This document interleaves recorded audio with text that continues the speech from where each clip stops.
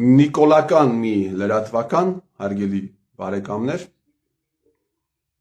երեք երեկոյան մի նյութ էր տեղադրել, նշելով ՀՀԿ-ի հետ կապված այն մարդկանց ցուցակը, որոնք այսօր աշխատում են այս կամ այն ընդդիմադիր ուժի հետ, ու տվյալ դեպքում խոսք էր գնում ընդդիմադիր դիրքավորվածություն ունեցող ուժեղ Հայաստան Դաշինքի կուսակցության հետ։ Տարբեր մարդկանց անուններ էին նշում, Գագիկ Բեգլարյան եւ այսպես շարունակ։ Միջև խոսքից բուն մասին անցնելը, ես ուզում եմ եւս մեկ անգամ հիշեցնել ձեզ, թե ինչքան մարդիկ են եղել, հարյուրավոր մարդիկ են եղել, ովքեր կապ են ունեցել ՀՀԿ-ի հետ եւ հիմա զբաղեցնում են բարձր պաշտոններ։ Ոչ թե աջակցում են, ոչ միայն աջակցում են, այլ զբաղեցնում են բարձր պաշտոններ, վայելելով Փաշինյան Նիկոլի բարձր կամ ավելի ճիշտ կլինի ասել ցածր վստահությունը։ Երևի Փաշինյան Նիկոլի հետ ոչ մի դեպքում չի կարելի բարձր էպիթետը օգտագործել նույն նախադասությունում։ Բազմաթիվ են այդ մարդիկ, հարգելի բարեկամներ, ովքեր ՀՀԿ-ի անդամ են եղել, ՀՀԿ-ի հետ աֆիլացված են եղել, ՀՀԿ-ի գործունեությամբ հմայված են եղել, մի անձնավորություն կար Վիկտոր անունով, որտեղ նայում էր ՀՀԿ-ի պոստերի տակը, համարյա սեր էր խոստովանում, որտեղ է աշխատում հիմա Վիկտորը հիմա աշխատում է Գերմանիայում, ազգանունը չեմ հիշում դրա, Գերմանիայում Հայաստանի Հանրապետության արտակարգ եւ լիազոր դեսպանն է։ Սերժիկ Սարգսյանի մեկ այլ խորհրդական Վարուժան Ներսիսյանը, ով ուղիղ այդ հանցավոր ռեժիմի փոքրիկ վինտիկներից մեկն է եղել, Մեծ Բրիտանիայում Հայաստանի Հանրապետության արտակարգ եւ լիազոր դեսպանն է։ Պապիկյան Սուրիկ, ով եւս հմայված եղել հանրապետական կուսակցության գործունեությամբ, հանրապետական կուսակցության օլիգարխներից մեկի հետ կապվող ֆոնդերից է սանվել, զբաղեցնում է պաշտպանության նախարարի պաշտոնը։ Արսենյանի որդին մարզպետ է աշխատում։ Այս ցուցակը, հարգելի բարեկամներ, այս ցուցակը կարելի է հարյուրներով շարունակել։ Էլ չեմ ասում այն մարդկանց, ովքեր ուղիղ եղել են ազգային անվտանգության ծառայության գործակալներ եւ Փաշինյան Նիկոլի կողմից նշանակվել են բարձր պաշտոնների։ Էլ չեմ ասում ազգային անվտանգության ծառայության վերահսկողության տակ գործած անձիկ, այսինքն մարդիկ, ովքեր ամբողջությամբ նախկին ռեժիմի մաս են եղել, ովքեր հիմա եւս զբաղեցնում են բարձր պաշտոն, վառ օրինակ Փաշինյան Նիկոլ։ Եվ այսպիսի քաղաքականություն իրականացրած անձը, այսպիսի կադրային քաղաքականություն իրականացրած անձը ինչ որ կազմակերպությանն է մեղադրում, ես հանդես չեմ գալիս այդ կազմակերպության պաշտպանությամբ, իմ կարծիքով կարիք չկա երևի բարձրաբանելու, այդպիսի կադրային քաղաքականություն վարող անձը մեղադրում է այլոց, որովհետև իրենց շարքերում կան ՀՀԿ-ականներ։ Հիմա խոսքից բուն, սա որպես նախաբան, հիմա բուն խոսք։ Ուրեմն, որ պատի տակը նայում ես, մի հատ կամերա է դրած, այս պատը եւս համարեք այդ պատերից մեկը։ Այս պատը համարեք այդ պատերից մեկը, հարգելի բարեկամներ։ Նստած են ընդդիմադիրներ, նստած են հայրենասերներ, նստած են ազգասերներ, ազգի դարդով տառապողներ եւ խոսում են Փաշինյան Նիկոլի դեմ։ Հայաստանի Հանրապետությունում այդպիսի պատեր շատ են եւ նաեւ ձևավորվել են բազմաթիվ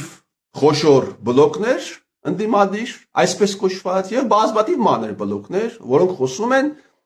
Փաշինյան Նիկոլի դեմ։ Հիմա, հարգելի բարեկամներ, չի եղել Հայաստանի Հանրապետությունում մի ղեկավար, որը լեգիտիմության հետ ավելի մեծ խնդիրներ է ունեցել, քան թե Փաշինյան Նիկոլը։ Չի եղել այդպիսի ղեկավար։ Նա լեգիտիմության ավելի մեծ խնդիրներ ունի Լևոն Տեր-Պետրոսյանից 96 թվականից անց կառավարող,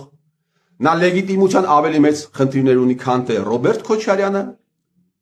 զարմանալի կարող է հնչել, բայց նա լեգիտիմության ավելի մեծ խնդիրներ ունի, քան թե Սերժ Սարգսյանը, կամ Սերժ հետ զուգակցվող խնդիրներ ունի։ Ուղղակի հիշեցնեմ, որ 2008 թվականին կեղծվել են եւս մեկ անգամ ընտրությունները, իսկ 2013 թվականին ընդհանրապես այլանդակություն է տեղի ունեցել, երկու անգամ մարդը պրեզիդենտ է աշխատել, երկու անգամ էլ ուզուրպացնելով, գողանալով այդ պաշտոնը, խեղելով հանրային քվեարկության, ժողովրդի քվեարկության արդյունքներ։ Փաշինյան Նիկոլը, հարգելի բարեկամներ, 2018 թվականին դարձել է վարչապետ, կարգվել է վարչապետ, ապօրինի նախագահ դարձած մարդու ստորագրությամբ, Արմեն Սարգսյանի բոլոր ստորագրությունները չունեն իրավական որևէ ուժ, որովհետև այդ մարդը այդ պաշտոնում աշխատել է ապօրինի։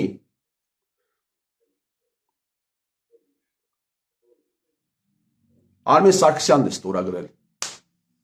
Փաշինյան Նիկոլի վարչապետ դառնալու այդ իրավական ակտի տակ։ Սա մեկ։ Եվ երկրորդ։ Փաշինյան Նիկոլը կարգվել է երկրի վարչապետ կեղծ, սարքած հեղափոխության բերումով։ Այդ հեղափոխությունը իրականացվել է նախկին ռեժիմի քաղաքական, այսպես կազմակերպվել է նախկին ռեժիմի կողմից, իրականացվել է Հայաստանի Հանրապետության ազգային անվտանգության ծառայության կողմից։ Եվ սա երկուս, այսինքն Փաշինյան Նիկոլը, հարգելի բարեկամներ, ոչ լեգիտիմ ղեկավար է, երկրի ոչ լեգիտիմ ղեկավար է։ Հիմա ես չեմ ասում, որ եթե ամբողջ մարդիկ, ամբողջ ազգը, հա, ողջ ազգը իմանա, միջազգային հանրությունը տեղեկանա, որ Փաշինյան Նիկոլը այսպիսի ղեկավար է, ինչ որ բան էական, հա, ռեալ փոխվելու է, Արցախը հետ է գալու, մենք ունենք անդառնալի կորուստներ։ Ես չեմ ասում, որ այդ կորուստները կվերականգնվեն։ Մենք ունենք անդառնալի կորուստներ եւ այդ կորուստները ոչ էլ կվերականգնվեն, բայց ես ասում եմ նրա մասին, որ մենք կարող ենք գոնե շտկել մի քիչ մեր մեջքը։ Եվ եթե պատերի տակը խոսող հարգելի եւ ոչ հարգելի ընդդիմադիրներ, խոշոր բլոկների ներկայացուցիչներ, դուք խոսում եք ամեն բանի մասին, բայց Փաշինյան Նիկոլի լեգիտիմությունից չեք խոսում այս կտրվածքով։ Ոչ թե այն առումով, որ հիմա սերժական մանկլավիկներն ասում են Փաշինյան Նիկոլը խախտել է կառավարության ծրագիրը, ինքը լեգիտիմ չի, խոսքը դրան չի վերաբերվում։ Ինքը լեգիտիմ չի եղել ի սկզբանե, որովհետև էլի եմ ասում Արմեն Սարգսյան ապօրինի նախագահ, որովհետև կեղծված հեղափոխություն։ Հիմա հարգելի Սամվել Կարապետյան կամ ոչ հարգելի Սամվել Կարապետյան, ինչպես ուզում եք ընկալեք։ Դուք ընդդիմություն եք Փաշինյան Նիկոլին։ Հարգելի Կարեն Կարապետյան, եղբայրն, որ ասում են մենք հացի հերթում էլ լինի, բերթում էլ լինի, իրենք շատ սկզբունքային մարդիկ են։ Դուք դեմ եք Փաշինյան Նիկոլին։ Եթե դուք դեմ եք, ինչու Փաշինյան Նիկոլի հարցը լեգիտիմության չեք բարձրացնում։ Դուք 10,000, 100,000 անգամ ավելի մեծ հնարավորություններ ունեք, քան թե սովորական քաղաքացիները, հա, մեդիաներ ունեք, աշխատող բլոգերներ ունեք, միջազգային կապեր ունեք, ինչու չեք բարձրացնում Փաշինյան Նիկոլի լեգիտիմության հարցը, որ կեղծվել է հեղափոխությունը, որ Արմեն Սարգսյանը նախագահ է դարձել ապօրինաբար, միգուցե դուք եւս քվեարկել եք։ Կարող եք ներողություն խնդրել։ Դուք կարող եք ներողություն խնդրել։ Միքայել arczepiskopos-ից եզակի մարդ ավելի սկզբունքային հանկարծ դուք չլինեք, ով մի պահ ողջունել էր այս կեղծ հեղափոխությունը եւ հետագայում որպես պարկեշտ մարդ հանդես եկավ համապատասխան հայտարարությամբ։ Ինչու չեք բարձրացնում այդ հարցը։ Ոչ մի բանի մասին պետք չէ խոսել։ Փաշինյան Նիկոլը երկրի վարչապետ է եւ չունի բացարձակապես ունի զերոյին հասնող լեգիտիմություն։ Ապօրինի վարչապետ է։ Ինչ է նշանակում լեգիտիմություն։ Օրենքով կարգված անձնավորություն, օրենքով կարգված ղեկավար, օրինակարգ, օրինակարգություն։ Հիմա ինչպես կարող է Փաշինյան Նիկոլը լինի օրինակարգ վարչապետ, եթե այդ պաշտոնին է նշանակվել Արմեն Սարգսյանի ստորագրությամբ, Հələ չեմ ասում Սերժ Սարգսյանի մասին, ով պրեզիդենտ է աշխատել, ինքն է առաջադրել Արմեն Սարգսյանին, երկու անգամ ուզուրպացնելով այդ աթոռը, եւ երկրորդ կեղծված հեղափոխության բերումով։ Երբ մարդկանց պատանիներին հանում էին փողոց փագել էին տալիս, մարզպետարանների, ուսմասվարների միջոցով, ինչ հետաքրքիր Հայաստան էր, չէ՞։ Ուսմասվարները գալիս երեխաներին ասում էին դուրս եկեք, երեխեք, եթե ուզում եք կարող եք դուրս գալ, բացակա չենք նշանակի։ Նույն բանը ինստիտուտներում էր, պրոռեկտորների, ռեկտորների մակարդակով էր, եւ այսպես շարունակ։ Ռեժիմը կազմակերպում էր ցույցեր իր դեմ, ինչու իմ կարծիքով արդեն բոլորիդ պարզ է թե ինչու։ Թեման Արցախն էր։ Այսինքն կեղծված հեղափոխություն եւս մեկ անգամ եւ Արմեն Սարգսյան։ Ինչու՞ չեք բարձրացնում այս հարցը։ Սամվել եւ Կարեն Կարապետյաններ։ Լավ, հասկացանք, Սամվել Կարապետյանը տնային կալանքի մեջ է, բայց իշխան գիտեմ, իշխան ինչպես տեղեկացնում են, ասում են ինքը հնարավորություն ունի Facebook-ով live մտնելու, բայց եթե նույնիսկ չունի, իր անունից կարող են հանդես գալ արհեստական բանականությունը կամ իր զարմիկը կարող է հանդես գալ։ Բայց լրություն է այս մասով։ Հիմա դուք ընդդիմություն եք, հարգելի բարեկամներ, թե ինչ եք։ Ինչ եք դուք։ Ձեր շարքերում կա, ձեր շարքերը համալրվում են պրոսերժական ներկայացուցիչներով, որոնք շատ լավ տեղեկացված են թե Հայաստանի Հանրապետությունում ինչ է տեղի ունեցել եւ ինչ է տեղի ունենում։ Հարյուրավոր հաղորդումներ են կազմակերպել, օրինակ Էդգար Ղազարյանն, ինչ Էդգար Ղազարյանը չգիտի, որ Փաշինյան Նիկոլը լեգիտիմ չի։ Հետաքրքիր է։ Նույն հարցը վերաբերվում է նաեւ Ռոբերտ Քոչարյանին։ Պարոն Ռոբերտ Քոչարյան, պարոն Գիծ, պարոն Դաշնակ Մաշնակներ, երթում եք տվել, դուք երթվում եք զենքի վրա, երթում եք տվել նաև որպես падգամավորներ, падգամավորական երթում եք կերել։ Ինչու եք խախտում ձեր երթումը, հարգելի Դաշնակ Մաշնակներ։ Ինչու չեք բարձրացնում Փաշինյան Նիկոլի լեգիտիմության հարցը, ինչու չեք բարձրացնում։ Ինչու պարլամենտում չեք բարձրացնում այն հարցը, որ Փաշինյան Նիկոլը, տեսեք, ասում է սա ՀՀԿ-ի հետ է կապված։ Ինչու չեք բարձրացնում այն հարցը, որ ՀՀԿ-ի հետ կապված մարդկանց միլիոնավոր դոլարների հասնող պարտքերը Փաշինյան Նիկոլը ջրել է։ Այդ հարցը ինչու չեք բարձրացնում։ Հիմա դուք դեմ եք Փաշինյան Նիկոլին, թե դեմ ըլլալով կողմ եք։ Որն է խնդիրը։ Բաց խոսեք այս մասին։ Ինչու չեք խոսում։ Վերջերս երբ ձեզ հարց էին տվել, իմ ընկերներից մեկը հարց էր տվել, Վալերա Խաչատրյան, դուք ասել եք Գյումրիում նմանատիպ հարց էր տվել, դուք ասել եք եկեք չփորփրենք անցյալը։ Լուրջ։ Այդ ձեր գեղում ամենաշուրթրին երևի դուք եք, որ չեք ուզում փորփրել անցյալը։ Թե չեք ուզում ուղակի լափից, լափամանից, պետական բյուջե կոչվող լափամանից հեռու մնալ։ Լեգիտիմության հարցը ինչու չեք բարձրացնում Փաշինյան Նիկոլի։ Կեղծ հեղափոխության Արմեն Սարգսյանի հարցերը ինչ եղավ։ Գագիկ Ծառուկյան, նույնը վերաբերում նաև Գագիկ Ծառուկյանին եւ Գագիկ Ծառուկյանի շուրջ հավաքված մարդկանց։ Բազմաթիվ մարդիկ կան, ովքեր ունակ են քաղաքական միտք գեներացնելու։ Ունակ են։ Սուրեն Սուրենյանց կա այդ թիմում կա Ստեփան Դանելյան։ Պայքարում եք Փաշինյան Նիկոլի դեմ։ Հաճախակի հանդես եք գալիս ելույթներով հանրային հեռուստաընկերությամբ։ Վերջերս նաև մեկ-երկու օր առաջ Սուրենյանցներ այնտեղ դիտել եմ։ Պարոն Սուրենյանց, հանրային հեռուստաընկերությունով Փաշինյանի լեգիտիմության հարցի չբարձրացումը ինչի՞ է կապված։ Ինչի՞ չեք խոսում սրա մասին, չէ՞ որ դուք պայքարում եք Նիկոլ Փաշինյանի դեմ։ Եվ սա ամենաթույլ տեղերից մեկն է Փաշինյան Նիկոլի, ամենաթույլ, եթե չասեմ ամենաթույլը։ Եթե 3 խնդիր կա, 3 խոցելի տեղ ունի այս ռեժիմը, մեկը դա է։ Փաշինյանի լեգիտիմությունը այս կոնտեքստում Արմեն Սարգսյան եւ կեղծ հեղափոխություն, ո՞րն է խնդիրը։ Պարոն Ծառուկյան, Գագիկ,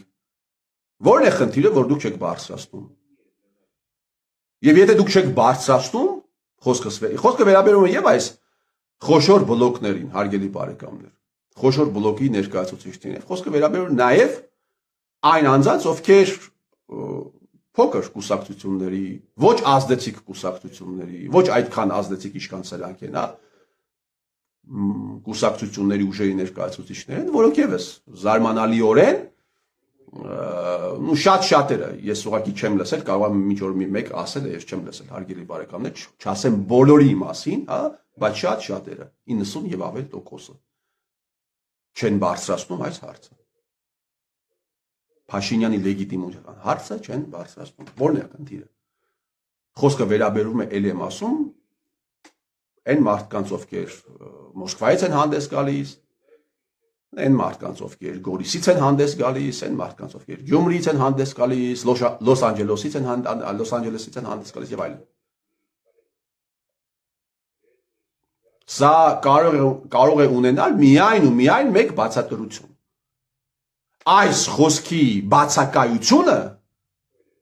հանրային դաշտում կամ այս խոսքի շատ նվազ լինելը ձեր պատճառով մարգինալ, ինչու է այս խոսքը մարգինալ, որովհետև ես կամ ինպես մարդիկ խոսում են, շատ քիչ մարդիկ, դուք լռում եք։ Այն կարևոր հարթակներում դուք լռում եք, հանրայինում եք լռում, պարլամենտում եք լռում եւ խոսքը մարդկանց աչքին դառնում է մարգինալ։ Եվ այս խոսքի մարգինալ լինելը գալիս է ապացուցելու, ով ուզում է դուք լինեք, ինչքան ուզում է ասեք, մենք դեմ ենք։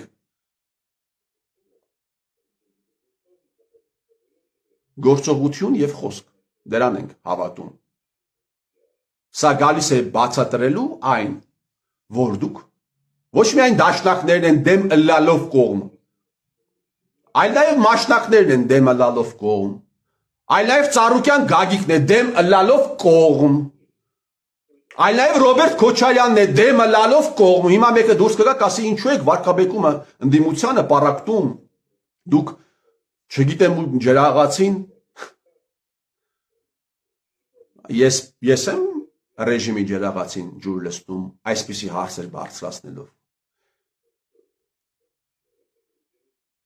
Հիմա այս հարցը բարձրացնողն է ռեժիմի ջրաղացին ջուր լստում, այ ամորալներ, դե այն մարդիկ, ովքեր այս հարցը չեն բարձրացնում։ Հիմա ես եմ ռեժիմի ջրաղացին ջուր լցնում, թե այն մարդիկ, ովքեր ռեժիմի մաս են կազմել, բանակից ազատվել են, Արցախի համար բոզի լաց են դրել։ Խոսքը վերաբերում է պարտադիր զինվորական ծառայությանը։ Ես եմ ջրաղացին ջուր լցնում, թե դաշնակները բանակից փախած Արցախի համար բոզի լաց դրած։ Խոսքը վերաբերում է падգամավորներին։ Ես եմ ռեժիմի ջրաղացին ջուր լցնում, թե Արմեն Գևորգյանը, ով մի անգամ այս թեմայով մի անգամ չի խոսել։ Պարգևավճարներ է ստանում, պատկերավոր ասած Երևանի կենտրոնի կեսը իրենն է։ Բագրատյան Սերգեյի հետ օրթախ է։ Հիմա ես եմ ջրաղացին ջուր լցնողը։ Եկեք իմ ֆինանսական հաշվետվությունը եւ Արմենչիկի ֆինանսական հաշվետվությունը վերջին 5 տարվա դնենք իրար կողք եւ նայենք ով է ջրաղացին ջուր լցնում իշխանության կամ ռեժիմի։